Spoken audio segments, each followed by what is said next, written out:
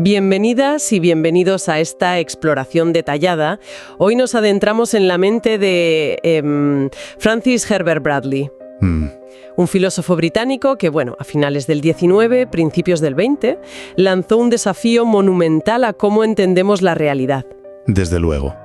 Imaginen esto, un pensador casi ermitaño en Oxford, argumentando con una lógica implacable que el mundo que vemos y tocamos, Sí, de lo cotidiano.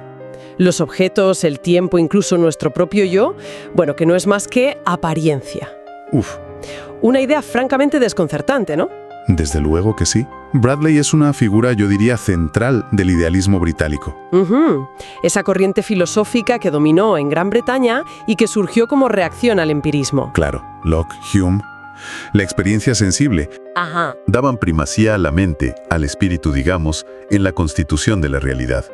Pero Bradley siguió un camino muy personal. Muy suyo, ¿verdad? Sí, creando un sistema metafísico que buscaba una unidad última, el absoluto. Algo más allá de las contradicciones que, según él, infestaban nuestra experiencia cotidiana. Y esa es nuestra misión hoy, ¿no? Bucear en los textos que nos han llegado sobre Bradley. Queremos entender qué demonios significa eso de que el mundo es apariencia. Que no es poco. No. ¿Cómo es esa realidad absoluta que postulaba? Y sobre todo, ¿por qué su crítica a algo tan básico como las relaciones entre las cosas fue tan radical? Y tan polémica, sí. Tuvo muchísima repercusión. Vamos a explorar su pensamiento, las tormentas que desató y si, sorprendentemente, algo de todo esto sigue interpelándonos hoy. Interesante ver eso. Vale, pues desempaquemos esto.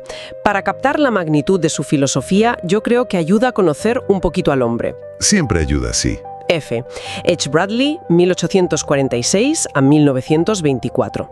No encaja en el molde del académico sociable, para nada. No. Nació en Clapham, Londres, en un entorno intelectual, religioso. Su padre era predicador, su hermano, un reputado crítico literario. Sí, A.C. Bradley, famoso por sus estudios sobre Shakespeare. Exacto.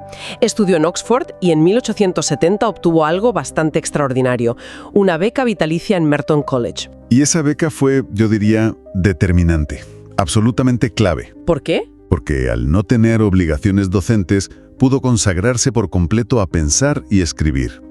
A esto se unió una salud precaria.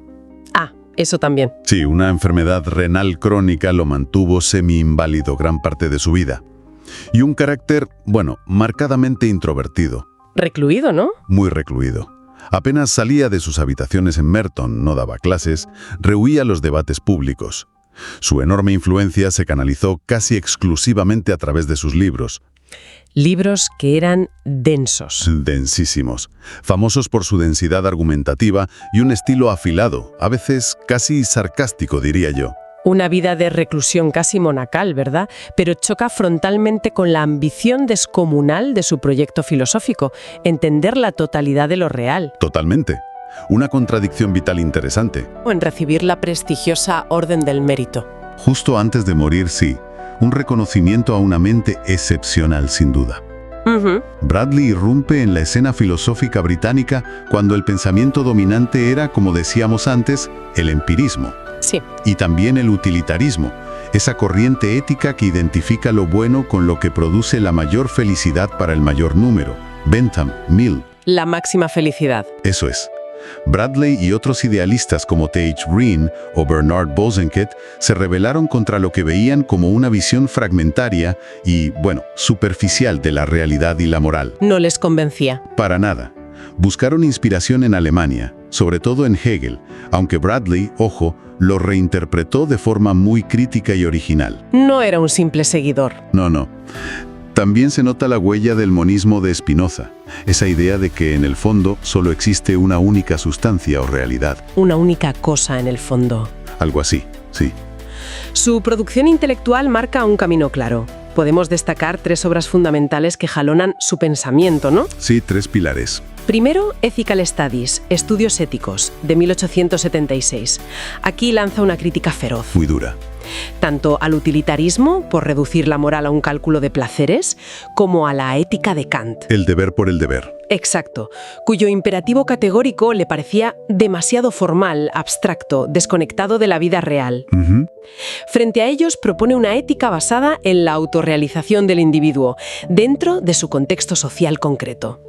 Es la famosa idea de mi puesto y sus deberes. Mi posición y sus deberes. Una frase clave. ¿Qué significa exactamente? Pues que uno se realiza moralmente cumpliendo la función que le corresponde en la comunidad. El yo es inseparable del tejido social. Una visión muy orgánica. Entiendo. ¿Ya apunta a esa idea de totalidad que desarrollará después? Efectivamente. Ya se ve ahí su posterior metafísica holística, donde el todo precede a las partes. Después viene The Principles of Logic, los principios de la lógica, de 1883. Aquí cambia el foco. Sí, aquí el ataque se dirige a la lógica empirista, que veía el pensamiento como una mera asociación de ideas derivadas de la experiencia. Como pegar ladrillos de sensaciones. Algo así. Bradley argumenta que todo juicio, toda afirmación que hacemos, en última instancia no se refiere a un hecho aislado, sino que intenta captar algo sobre la realidad total, sobre el absoluto. Ya perfila aquí su teoría de la verdad como coherencia. No como simple correspondencia con hechos particulares. Exacto. La coherencia con el sistema total. Y llegamos a la cumbre, ¿no? La obra que le consagró y que sigue siendo objeto de estudio y debate. Appearance and Reality, Apariencia y Realidad, de 1893. Su obra magna, sí. Aquí es donde despliega toda la fuerza de su metafísica del idealismo absoluto. Aquí es donde echa el resto, como se suele decir. Aquí es donde la cosa se pone realmente vertiginosa. La tesis central de Apariencia y Realidad es, digámoslo sin rodeos, dinamita para el sentido común. Totalmente. Un torpedo. Sostiene que el mundo tal como lo percibimos habitualmente, con sus objetos sólidos y separados, sus cualidades como el color o la forma, el espacio, el tiempo que fluye. Sí, todo eso. El cambio, la causalidad, incluso la idea que tenemos de nosotros mismos como sujetos individuales, todo eso no es la realidad última y verdadera. Increíble. Es, en un sentido profundo, mera apariencia. Uf. ¿Y por qué llega a una conclusión tan radical en la primera parte del libro, que es demoledora? La parte crítica, sí. Bradley somete a un análisis lógico implacable todos esos conceptos que damos por sentados y argumenta uno por uno que son intrínsecamente contradictorios. Que no se sostienen, lógicamente. Exacto, incoherentes cuando se examinan a fondo. Su crítica más célebre, el corazón de su argumentación negativa, es la que dirige contra las relaciones. Algo tan básico como una cosa relacionada con otra. Exacto. Piensen en algo tan simple como el lápiz está sobre la mesa. Vale. Bradley nos dice, consideremos la relación sobre. ¿Es algo distinto del lápiz y de la mesa? Parece que sí, ¿no? Si lo es, entonces necesitamos otra relación para conectar sobre con el lápiz y otra para conectar sobre con la mesa. Y luego, otras relaciones para conectar esas nuevas relaciones. Y así nos vemos atrapados en una regresión al infinito. Es el famoso regreso de Bradley. Nunca acabas de conectar nada. Es un argumento que te deja pensando. Marea un poco, la verdad. Y si la relación no es algo externo, ¿cuál es la salida? La otra opción, según Bradley, es que la relación sobre no sea algo externo, sino algo interno, parte de la naturaleza misma del lápiz y de la mesa. Que esté dentro de ellos. Pero si es así, entonces el lápiz y la mesa ya no son realmente dos cosas distintas que entran en relación. Claro. Sino aspectos inseparables de una unidad mayor que los contiene. Ya no hay dos cosas y una relación. Entiendo. O regreso infinito, o la unidad lo absorbe todo. Exactamente. Y como todas nuestras formas habituales de entender el mundo, espacio, tiempo, causalidad, el yo, se basan en este tipo de relaciones entre entidades supuestamente separadas. Y Bradley cree haber demostrado que estas relaciones son lógicamente insostenibles, pues concluye que todo ese mundo fenoménico, el que experimentamos, es apariencia. Vale, puede ser útil para la vida práctica. Sí, para andar por casa, digamos. Pero no resiste un análisis lógico riguroso como descripción de la realidad última. Eso es. No es la verdad metafísica. Madre mía, si todo lo que conocemos es apariencia contradictoria, entonces, ¿qué es la realidad con mayúsculas? ¿Qué nos queda? Lo que queda, la realidad última para Bradley, es el absoluto. El famoso absoluto. Es fundamental entender que no es. No se trata de un Dios personal al estilo tradicional. No es el Dios de la religión. No. ni una simple suma de todas las cosas. Es la totalidad única, perfecta, coherente, indivisa y, crucialmente, suprarrelacional de la existencia. Suprarrelacional. Sin relaciones internas. Exacto. Bradley la describe como una experiencia única, armoniosa y completa. Una especie de conciencia total. Una experiencia. Sí, donde todas las aparentes contradicciones y fragmentaciones del mundo fenoménico se resuelven, se integran y se reconcilian en una unidad perfecta. Pero nuestro intelecto. Nuestro intelecto, que funciona dividiendo, analizando y relacionando, y por eso mismo, según Bradley, genera apariencia, no puede captarlo plenamente. Se le escapa. Me cuesta un poco visualizar eso del absoluto como una experiencia única que lo abarca todo. Si nuestro pensamiento relacional no llega, estamos ciegos ante ella. ¿Cómo podemos tener siquiera una pista? Bradley sugiere que sí hay una pista, aunque no a través del análisis conceptual. La encontramos en lo que él llama experiencia sentida. Experiencia sentida. Feeling. Sí, feeling. Se refiere a un nivel muy básico prereflexivo de nuestra conciencia. Una especie de vivencia inmediata donde aún no se ha producido la separación clara entre el sujeto que siente y lo sentido. Como antes de pensar «me duele el brazo», simplemente sentir el dolor. Exacto. Pensemos en una sensación de dolor o de placer indiferenciada, antes de analizarla. En esa experiencia de unidad primordial, aunque sea fugaz y limitada. Bradley cree que tenemos un análogo, una intuición de la unidad no relacional que caracteriza al absoluto. El conocimiento conceptual viene después. Es una abstracción útil, pero pierde esa totalidad experiencial. Aquí podríamos pensar, por cierto, en cómo poetas como T.S. Eliot, que lo estudió a fondo. Exacto. Exploraron esa sensación de fragmentación de la experiencia moderna y la búsqueda de una unidad perdida. Hay ecos claros. Muy interesante esa conexión. Y esto nos lleva directamente a su teoría de la verdad.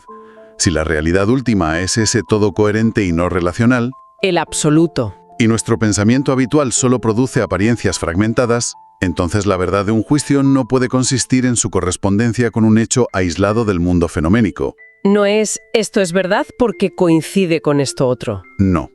Esa visión, típica del empirismo y del sentido común, es inadecuada para Bradley. Para él, la verdad es coherencia.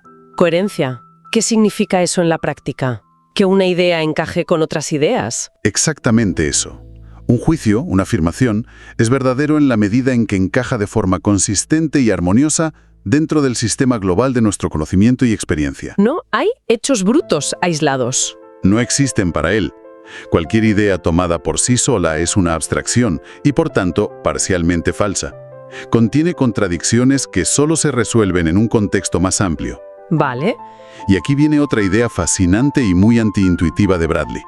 Introduce la noción de grados de verdad y realidad. Grados, pero no es algo o verdadero o falso, o real o irreal. Normalmente pensamos así. No para Bradley. Él rompe con esa dicotomía tajante. ¿Cómo? Las apariencias no son todas igualmente falsas o irreales. Algunas son más reales o más verdaderas que otras. ¿Y cuál es el criterio? ¿Cómo se mide eso? Su grado de coherencia interna y de inclusividad. Cuanto más coherente, estable y comprensiva sea una apariencia, una idea, un sistema de creencias, una experiencia, cuanto menos necesite ser modificada para encajar en la armonía total del absoluto, mayor será su grado de verdad y realidad. Se acerca más a esa verdad completa. Que solo pertenecería al absoluto mismo, ¿sí? Es una escala, digamos. El ejemplo de los 100 táleros que se menciona en las fuentes que manejamos ilustra esto muy bien, ¿verdad? Kant decía que 100 táleros reales no tienen más concepto que 100 pensados. Sí, el concepto es el mismo. Pero para Bradley la cosa cambia. Precisamente. Desde la perspectiva de Bradley, 100 táleros reales son decididamente más reales que la mera idea de 100 táleros. ¿Por qué? Porque los táleros reales no son una simple abstracción. Están insertos en una red concreta y complejísima de relaciones. Claro, tienen un lugar, un momento. Relaciones espaciotemporales. Sí, causales. Tienen una historia. Pueden usarse para comprar cosas. Económicas, sociales. Forman parte de un sistema mucho más rico, coherente y determinado que la simple idea flotante de 100 táleros. Es ese contexto, esa red de coherencia. Exacto. lo que les confiere un mayor grado de realidad dentro del sistema total de la experiencia. Lo real es el concepto realizado, integrado en el todo. Entendido. Es sutil pero potente. Mencionamos antes las influencias de Hegel y Spinoza. La idea de una totalidad única resuena en ambos, claro. Sí, parece haber conexión. Sin embargo, Bradley marcó distancias importantes. Criticó lo que él interpretaba como el panlogismo de Hegel. El panlogismo. Es decir, la idea de que la realidad es enteramente racional y que puede ser completamente capturada por el pensamiento dialéctico. Para Bradley no. ¿Por qué no? Para Bradley, el absoluto como experiencia va más allá de la lógica y el discurso. No creía que el método dialéctico hegeliano de superar contradicciones, la Aufhebung, La superación y conservación. superara, fuera la clave para acceder al absoluto. El absoluto trasciende eso. Y con Spinoza, el monismo parece cercano. Hay cercanía en el monismo, sí, en la idea de una única sustancia. Pero el absoluto de Bradley, como experiencia suprapersonal y no relacional, es distinto del Dios igual sustancia, igual naturaleza de Spinoza. Que todavía tenía atributos. Exacto, que todavía se entendía a través de atributos como pensamiento y extensión, y modos. Es decir, de una forma que Bradley consideraría aún relacional. Entiendo. Además, para Bradley, el Dios de la religión organizada no es el absoluto en sí.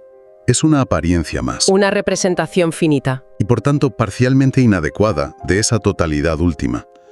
Su absoluto es más radicalmente unitario y experiencial. Claro, una metafísica que tacha de apariencia prácticamente todo lo que damos por sentado tenía que provocar reacciones. Y vaya si las provocó. Filósofos que estaban emergiendo entonces, como Bertrand Russell y G.E. Moore. Los padres de la filosofía analítica. Exacto, que dominaría el siglo XX anglosajón, lanzaron críticas demoledoras contra Bradley. Durísimas. Atacaron frontalmente su monismo, la idea de que solo hay una realidad última, defendiendo en su lugar un pluralismo de entidades independientes. Un mundo de muchas cosas reales. Eso es. Russell, en particular, dedicó enormes esfuerzos a refutar la crítica de Bradley a las relaciones. El famoso regreso infinito. Sí. Russell defendió la existencia de relaciones externas como algo fundamental y lógicamente posible. Acusaron a Bradley y a los idealistas en general de oscuridad conceptual. De no ser claros. Y de alejarse del sentido común, de proponer sistemas especulativos que no tenían conexión con la ciencia, básicamente de estar en las nubes. Esas críticas tuvieron un impacto enorme, ¿no? Contribuyeron decisivamente al declive del idealismo británico. Totalmente. Parecía que Bradley quedaba relegado a una nota a pie de página histórica. Sin embargo, su pensamiento siguió ejerciendo una fascinación subterránea. Mencionamos antes a T.S. Eliot. Sí, el poeta. Quien le dedicó su tesis doctoral en Harvard, titulada Conocimiento y experiencia en la filosofía de F.H. Bradley. Aunque no llegó a defenderla por la guerra. No, pero la huella de Bradley es profunda en su poesía. Esa exploración de la conciencia fragmentada, la dificultad de la comunicación, la relación entre pensamiento y sentimiento. La búsqueda de una unidad trascendente. Todo eso resuena muchísimo con temas bradleyanos. No es una influencia superficial. Entendido. Tenemos a un pensador profundo, difícil, de hace más de un siglo, cuyo sistema fue muy criticado. Podríamos pensar que es solo una curiosidad histórica. Sería lo fácil, sí. Pero los textos que hemos revisado sugieren que algunas de sus ideas centrales, el absoluto, la coherencia, la crítica a las relaciones, la apariencia, podrían tener ecos sorprendentes hoy. ¿Cómo aterrizan estos conceptos en pleno siglo XXI? ¿Tienen alguna relevancia? Es interesante explorarlo, sí. Hay varias posibles resonancias. Por ejemplo, su crítica radical al atomismo. A ver las cosas como partes aisladas. Exacto. Esa tendencia a entender la realidad como si estuviera compuesta de partes aisladas e independientes. Parece pertinente en nuestra época de Big Data. Donde nos ahogamos en datos. Nos ahogamos en información fragmentada, a menudo. Bradley nos recordaría hoy la urgencia de buscar el contexto, la coherencia, las conexiones significativas, para que esos datos cobren sentido real. Que el todo es más que la suma de las partes. Esa es la idea. Resuena con enfoques holísticos en diversas áreas, desde la ecología hasta ciertos modelos en inteligencia artificial que buscan comprender sistemas complejos. ¿Y qué hay de su famosa y compleja crítica a las relaciones? Se mencionaba una conexión con la física cuántica. ¿Es forzado eso? Bueno, es una conexión sugerente, aunque hay que manejarla con cautela para no simplificar demasiado, claro. Entiendo. La física cuántica nos describe una realidad fundamental que parece desafiar nuestra intuición basada en objetos separados interactuando externamente. El mundo de bolas de billar. Exacto. Fenómenos como el entrelazamiento cuántico sugieren una interconexión profunda y no local en el universo. Cosas conectadas a distancia, instantáneamente. Algo así. Algunos ven en esto un eco metafórico de la intuición de Bradley. Su cuestionamiento de si la realidad última puede entenderse como una colección de cosas relacionadas externamente. Y su énfasis en la primacía ontológica de una totalidad interconectada. No es que Bradley anticipara la cuántica, ni mucho menos. Claro. Pero su lógica le llevó a cuestionar supuestos sobre la separación y la relación que la física moderna también ha puesto, digamos, en jaque. Tiene sentido mirarlo así. Y el valor que daba a la experiencia sentida, al feeling, frente al puro intelecto. Aquí la conexión parece muy directa y relevante hoy en día, yo creo. ¿Por qué? Vivimos en un mundo cada vez más dominado por la racionalidad instrumental, los algoritmos, la inteligencia artificial que procesa información de forma lógica sintáctica. Sí, lo cuantificable. La defensa de Bradley de la experiencia sentida, esa dimensión prerreflexiva, unitaria, cualitativa de la conciencia, y su afirmación de que el intelecto analítico no agota la realidad, es una reivindicación poderosa de la importancia de la subjetividad, de la conciencia encarnada y de formas de conocimiento y comprensión. Como el arte, la intuición. Exacto. Como las que encontramos en el arte, la intuición, la experiencia interpersonal profunda, que escapan a los modelos puramente lógicos o computacionales. Nos recuerda que sentir es también una forma de conocer. No todo es cálculo. No todo es cálculo. Y para terminar, su ética. Aquello de mi puesto y sus deberes. La realización dentro de la comunidad. ¿Conserva algún valor hoy? ¿No suena un poco anticuado? Podría sonar, pero yo creo que se puede argumentar que sí conserva valor. En una época marcada a menudo por un individualismo exacerbado. Mucho yo. Y una fuerte polarización social, la ética de Bradley ofrece un contrapunto interesante. Su idea central es que la libertad y la plenitud humanas no se alcanzan en el aislamiento o en la pura autoafirmación individual, sino a través de la participación responsable y significativa en las estructuras sociales y morales que nos dan identidad y propósito. La familia, la comunidad, la profesión. Exacto. Podría inspirar reflexiones actuales sobre la necesidad de reconstruir el tejido social, sobre la responsabilidad cívica. Incluso sobre ecología, quizá. Sí, incluso sobre una ética ecológica que nos vea como parte interdependiente de un todo natural más amplio, no como amos y señores externos. Ver la conexión. Entendido. Pues, en resumen, F.H. Bradley, un pensador para paladares exigentes, a veces oscuro, siempre desafiante. Sin duda. Desde su retiro oxoniense, erigió un imponente edificio metafísico basado en la unidad radical de la realidad como experiencia absoluta. Denunciando las contradicciones lógicas que, según él, plagaban el mundo aparente de la multiplicidad y la relación. Un filósofo que se atrevió a cuestionar los cimientos mismos del sentido común. Y de la forma habitual de entender la ciencia incluso. Correcto. Y aunque la filosofía analítica que le sucedió lo criticó duramente y lo eclipsó durante décadas, lo arrinconó un poco. Sí, las preguntas que planteó sobre la relación entre las partes y el todo, sobre la naturaleza de la verdad como coherencia, sobre los límites del pensamiento conceptual y el papel de la experiencia, siguen siendo de una profundidad notable. ¿No han perdido vigencia? Yo creo que no. Quizás su legado más perdurable no sean tanto sus respuestas sobre el absoluto, que son muy especulativas. Sí, difíciles de tragar a veces. Sino la radicalidad de sus preguntas y su incansable búsqueda de coherencia intelectual. Nos obliga como mínimo a detenernos y mirar más allá de la superficie fragmentada de nuestra experiencia. Sí. A cuestionar si nuestras categorías habituales son tan sólidas como creemos, a dudar un poco de lo obvio. Exacto, a no dar nada por sentado. Y con esto, pues, dejamos una reflexión final para que cada cual la explore, ¿no? Perfecto. En nuestro mundo actual, que a menudo experimentamos como caótico, desconectado, lleno de aparentes contradicciones, ¿qué valor puede tener hoy seguir persiguiendo, como hizo Bradley, una visión de coherencia última, de unidad subyacente? Buena pregunta. ¿Tiene sentido buscarla, esa coherencia? Incluso si sospechamos, como él mismo sugería, que esa armonía final siempre se nos escapará un poquito.